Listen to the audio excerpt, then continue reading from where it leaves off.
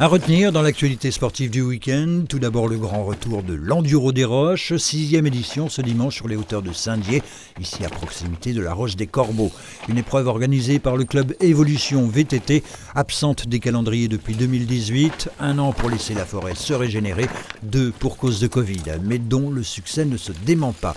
Les 450 dossards ont en effet trouvé preneur en moins d'une heure, 5 spéciales très techniques au programme dans le massif de l'Ormont, et ici celui de la Bure, du côté du col de la Crénée pour cette 5e et dernière manche du Bike Components Enduro Tour, remportée par le Belge Olivier Brevière qui a survolé l'épreuve. Première féminine, Léna Hart, une habituée des podiums. En football, 5e journée nationale de samedi soir pour le SAS qui accueillait les SR Colmar, des Alsaciens promus et très réalistes qui ont ouvert le score sur leur première occasion après 14 minutes par l'intermédiaire de l'ancien bouton d'or Loïc Meyer. Les Spinaliens se réveillent alors, Paul Léonard trouve le poteau, puis les locaux obtiennent un pénalty pour une main dans la surface à la demi-heure de jeu. Pénalty manqué par Oussama Abdeljelil, frustration pour les Spinaliens qui, sur leur envoi, vont perdre Jérémy Collin, exclu pour un second avertissement. Un début de soirée aux allures de cauchemar. À 10 contre 11, les Spinaliens vont se montrer toujours plus entreprenants, à l'image ici de Madame Samba, de retour de suspension, et appelée cette semaine à rejoindre la sélection mauritanienne. Le retour à l'égalité numérique au cœur de la seconde période permettra aux locaux d'être enfin récompensés à la 81e minute par l'égalisation rageuse d'Oussama Abdeljelil. Un but partout, et là on en restera là, malgré les efforts de part et d'autre. Un point de prix pour Épinal qui pouvait espérer mieux. On a manqué encore un peu d'efficacité, mais voilà, c'est pour ça que pour moi c'est plus de la frustration parce qu'on concède peu d'occasions, mais à chaque fois qu'on concède, ça fait souvent but et de l'efficacité offensive parce que c'est vrai qu'on a beaucoup de situations et qu'on marque pas. Après leur gardien fait encore fait un bon match et voilà, mais ça va tourner en tout cas dans le contenu. Moi je trouve que c'est bien et la saison est encore longue donc ça va tourner. Parenthèse Coupe de France à suivre dimanche prochain pour le SAS qui entrera en lice au 4e tour aux côtés des 8 rescapés vosgiens sur la pelouse d'Aussonville, club meurthe-et-mosellan inférieur de 6 divisions.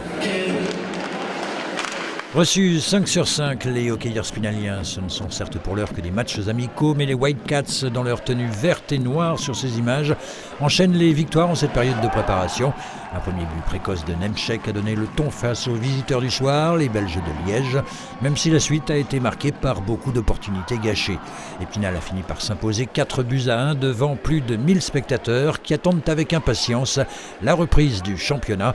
Ce sera le 8 octobre à domicile face à Chambéry. N'importe quoi. Ils vont vous la faire combien de fois, Alain? Toi tu sors, toi tu rentres arrière.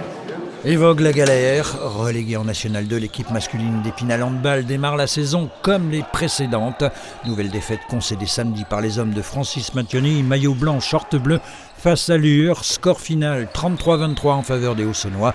À l'issue d'un match qui s'est disputé au COSEC de Rambervillers, le Palais des Sports n'étant pas disponible pour cause de salon Habitat et Bois. Privés de 2 de leurs meilleurs scoreurs, Pierre-Jean Bedon et Clément Huel, et trahis par un secteur défensif trop peu étanche, les Spinaliens n'ont pas su rivaliser. A noter que dans le même temps, l'équipe féminine s'est elle aussi inclinée en National 1 face à l'équipe réserve de Metz, une des grosses cylindrées de la poule. Les Spinaliennes auront l'occasion de se reprendre samedi prochain à domicile face à Tannes. Eux réussissent une entame de saison parfaite. Les basketteurs de l'effort Basket Mirecourt, désormais seuls représentants vosgiens en championnat national, ont enchaîné une 2e victoire consécutive ce samedi soir face à le Mémelin. Bien emmené par l'ancien golbéo-spinalien Loïc Gigant, de retour dans la cité des Luthiers, 19 points au total, les hommes de Stéphane Duvois ont constamment été devant au score et s'imposent sans trembler, 71-58, malgré un dernier quart-temps beaucoup moins abouti. Ils retrouveront la salle Claude Accard le 1er octobre prochain en accueillant Célestin.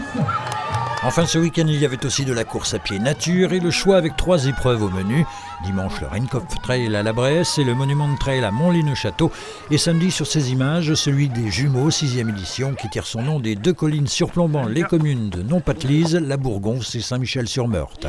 80 adultes au départ des 2 trails courts, 10 ou 16 km, ce dernier ayant été remporté par Kevin Amado et Capucine Lay de la CHM.